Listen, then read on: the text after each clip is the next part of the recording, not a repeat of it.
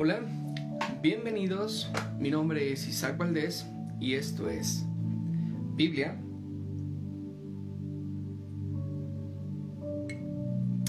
con café. Es un privilegio cada mañana poder estar con ustedes, leer la Biblia, estudiar un poco las Escrituras, ver lo que hay en el corazón de Dios para con nosotros cada día. Hoy nos corresponde leer 2 de Samuel, capítulo 3 y capítulo 4. Estamos viendo acerca del gobierno de Saúl, de David. ¿Y quién era David? ¿Qué era lo que estaba pasando por la vida de David en este momento? David había sido el rey más importante, ¿verdad?, del reino de Israel, cuya obra y vida aparece reflejada en la Biblia. Todo esto aparece reflejado en la Biblia, más precisamente en lo que corresponde al Antiguo Testamento. Amén. En los libros del profeta Samuel, en los libros de Salmos, ¿verdad? También, y la historia lo recuerda por haber sido el padre de otro rey importantísimo también de este pueblo, como lo fue Salomón. David fue el padre de Salomón. También otro dato que es interesante y que a veces nos resulta curioso: ¿por qué Dios elige a David? ¿Qué tenía David? ¿Qué era lo que Dios había visto en la vida de David como para elegirlo y hacerlo rey? Porque recordemos que el que pone reyes y el que quita reyes es Dios. Entonces Dios eligió a David, ¿verdad?, para ser rey por su humildad. En el corazón de David había una esencia de humildad que nadie más tenía. De todos los hijos de Isaí, ¿verdad?, el padre de David, era él el menos importante, el que siempre andaba en el campo pastoreando las ovejas. La humildad y la diligencia de este varón, ¿verdad?, era lo que Dios estaba buscando como segundo rey de Israel. Esto es increíble, pues le dijo: no mires la apariencia, no solamente te fijes en la apariencia de las personas, sino te fijas, ¿verdad?, como yo debo de hacerlo, en el corazón de los hombres. Yo veo el corazón de los hombres. Y David, a pesar de que era un hombre aparentemente el menos indicado, el menos calificado para ser rey, Dios lo hace rey, porque en el corazón de David había una humildad que ninguno otro tenía. Por otra parte, algunas características del rey David eran las siguientes. Él era, para empezar, un profeta. Dios había visto y había puesto en el corazón de David ser un profeta. También fue un guerrero. David, poco tiempo después de haber sido él un pastor de ovejas y que había peleado con león, que había peleado con osos, después Dios lo hace un guerrero. Otra característica de David es que él era un pastor, alguien que cuidaba un rebaño, alguien que diligentemente atendía a las ovejas. El rebaño estaba bajo su cuidado. Esto era lo que diferenciaba al rey David. Un hombre que aparentemente no calificaba, Dios lo califica, Dios lo pasa hasta adelante. También era un gran músico. David te caracterizaba por tener un gran corazón para adorar. Y por último, era un poeta. También David tenía características como poeta. Entonces podemos ver cómo en el reino de Israel, cuya vida acerca de David, pues lo pone, ¿verdad?, en un lugar seguro a todo este pueblo, ¿verdad? Y la vida de David la vemos reflejada en el Antiguo Testamento, en el libro de Salmos, y también lo vemos como el profeta del libro de Samuel. Recordemos que, como lo habíamos comentado el día de ayer, el libro de Samuel originalmente solamente es uno, pero a través de la historia se le puso Primera de Samuel y Segunda de Samuel por su gran contenido y pertenece a los libros históricos. Ya dicho esto, vamos a comenzar con la lectura del capítulo 3 y el capítulo 4. Vamos a orar. Señor, te damos gracias porque tú nos das oportunidad cada día, Señor, de estar en este lugar, de leer tu palabra y de conocerte. Te damos toda la gloria en el nombre de Jesús. Amén. Muy bien. Segunda de Samuel, capítulo 3. La guerra entre las familias de Saúl y de David duró mucho tiempo, y David iba ganando más poder, y mientras la familia de Saúl se iba debilitando. En Hebrón, David tuvo 6 hijos en este orden.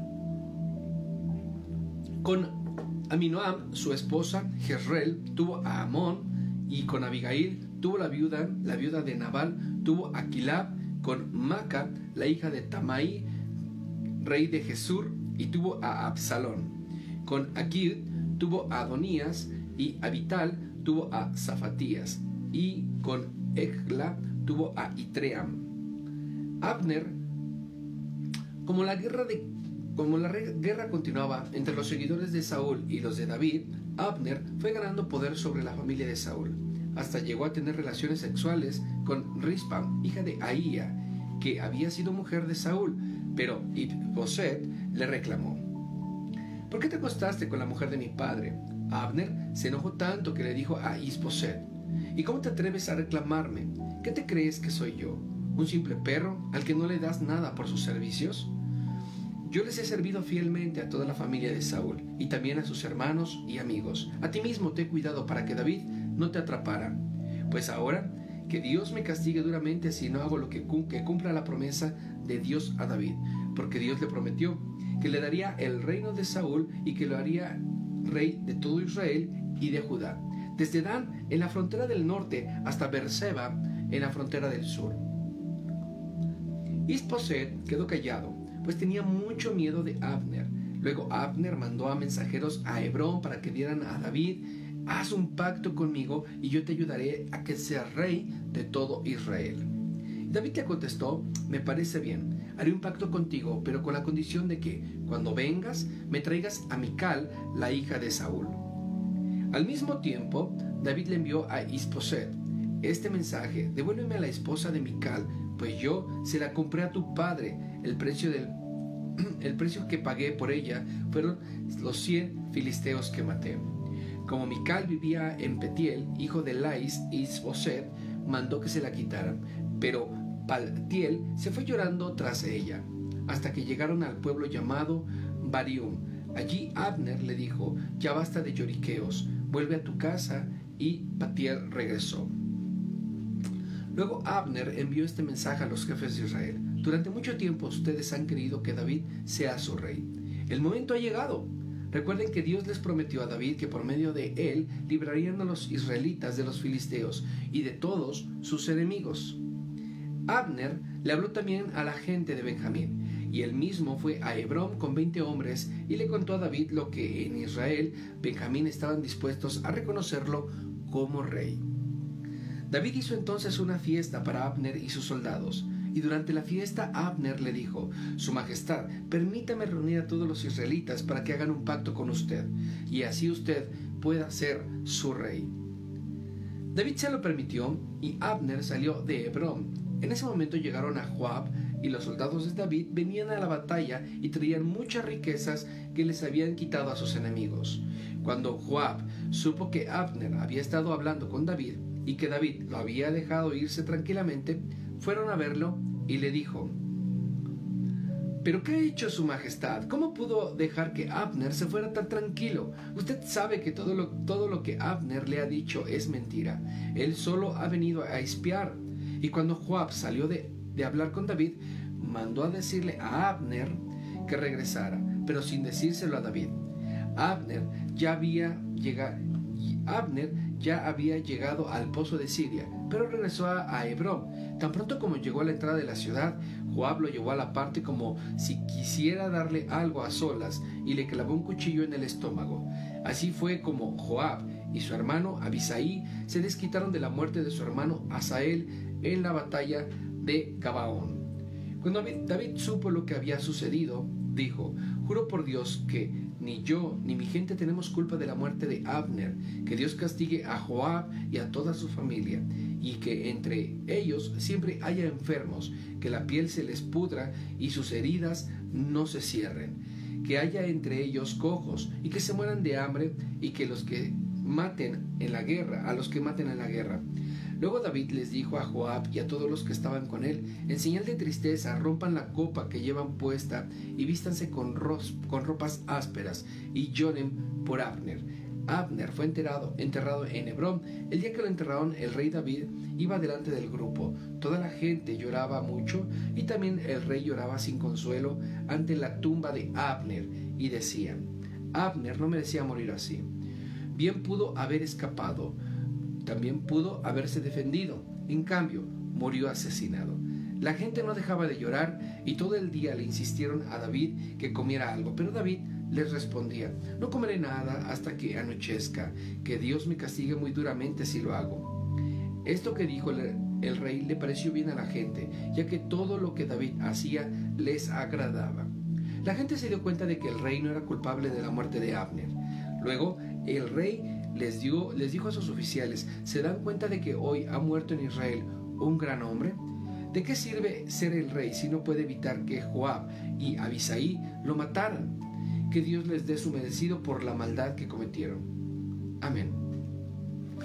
El asesinato de este hombre trae un dolor al corazón de David.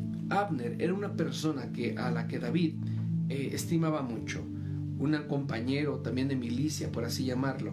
En el capítulo 3 vemos cómo la familia de David y todos sus hijos, que eran 6 hasta ese momento, los presenta como parte, ¿verdad?, del propósito de Dios y que Dios tenía para con la vida de David. Ahora, Abner se une a David. A partir del capítulo 6 vemos cómo Abner se unía a David desde hace tiempo. Y David primero era Saúl, los seguidores de Saúl, los seguidores de David y Abner fueron ganando poder sobre las familias de Saúl. Entonces ellos estaban conquistando, estaban ganando, por así llamarlo.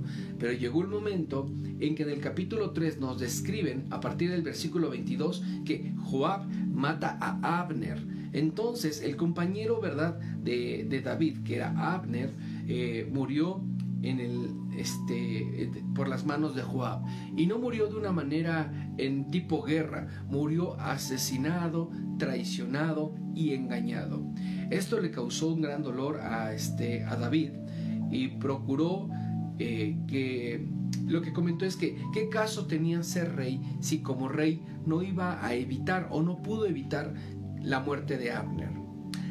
David, naturalmente, a causa de este enojo, lanza una maldición, ¿verdad?, sobre todos ellos acerca de enfermedad, y dice la palabra que Dios en los versículos del 26 al 30 dice que Dios los castigue a toda su familia, y que entre ellos siempre haya enfermos, que la piel se les pudra y sus heridas nunca se cierren, que haya entre ellos cojos y que mueran de hambre a los que maten en la guerra, ¿verdad? Y después de esto dice la escritura que David se unió a todos ellos en un lamento, porque dice la palabra también en otra escritura de que dice que nos debemos de alegrar con aquellos que se alegran, pero también debemos de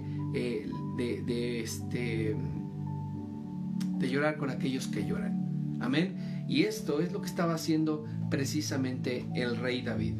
Ahora, en el capítulo 4 vemos cómo aparecen dos figuras, Recab y Bana. Y estas matan a Isboset, y lo vamos a ver en el capítulo 4 de esta manera. Jonathan había tenido un hijo al que le puso por nombre Mefiboset. Cuando llegaron a las noticias de que Saúl y Jonathan habían muerto en Jezreel, la niñera de Mefiboset tomó al niño y huyó. Pero por las prisas Mefiboset se cayó y se quedó cojo. El niño tenía entonces 5 años de edad. Cuando Isboset supo que habían matado a Abner en Hebrón, se preocupó mucho, pues se dio cuenta de que ya no podía seguir siendo rey. Todos en Israel también se preocuparon. Isboset había puesto al frente de su ejército a 2 hombres, Berot, llamados Bana y Recab, que eran hijos de Rimón. Estos 2 hombres habían sido jefes de la banda de los ladrones. Aunque la gente de Berot se había ido a Gitaim, y allí se les consideraba extranjeros, ellos se consideraban miembros de la tribu de Benjamín.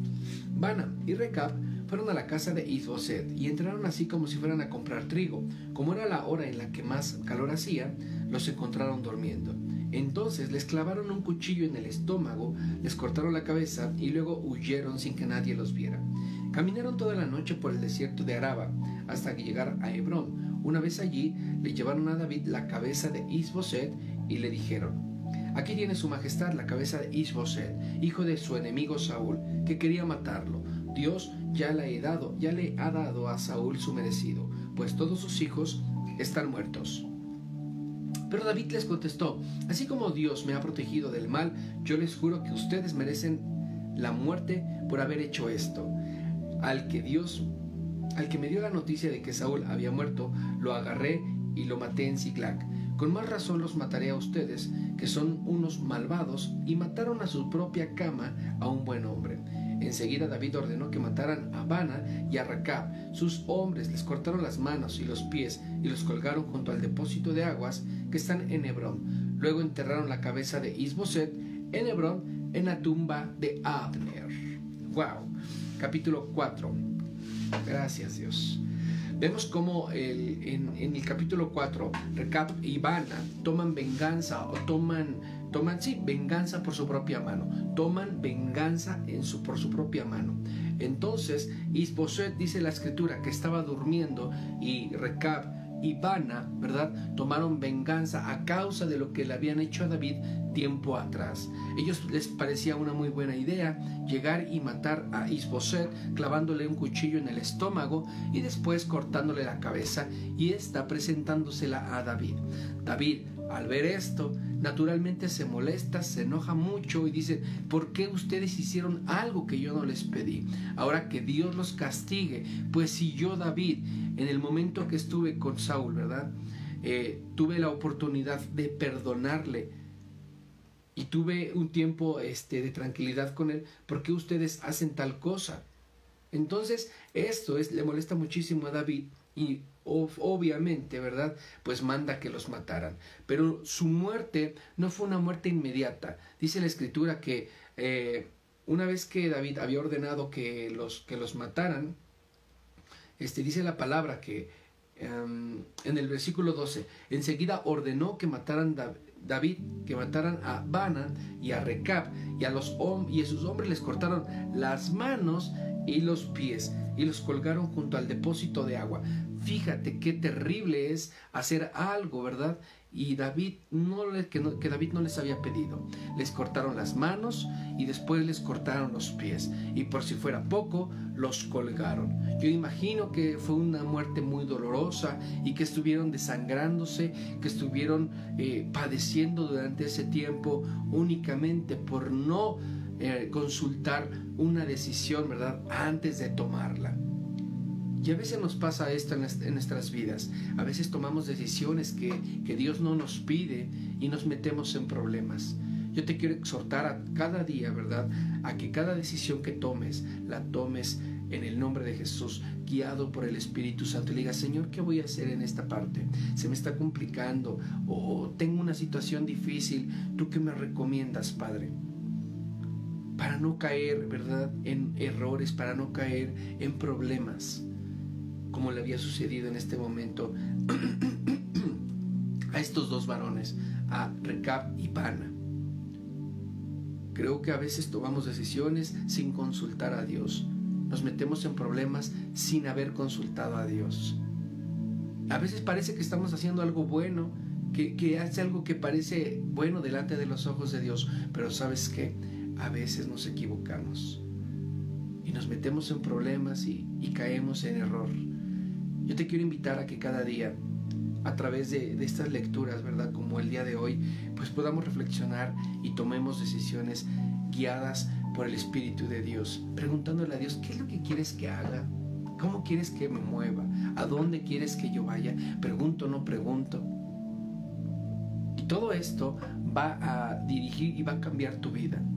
Tal vez a muchas personas no les parezca tu decisión, pero recuerda que no es tu decisión, es algo que Dios te dijo que decidieras. Y de esta manera tú siempre vas a caminar en victoria, siempre por encima, nunca por debajo, siempre en triunfo, nunca en derrota.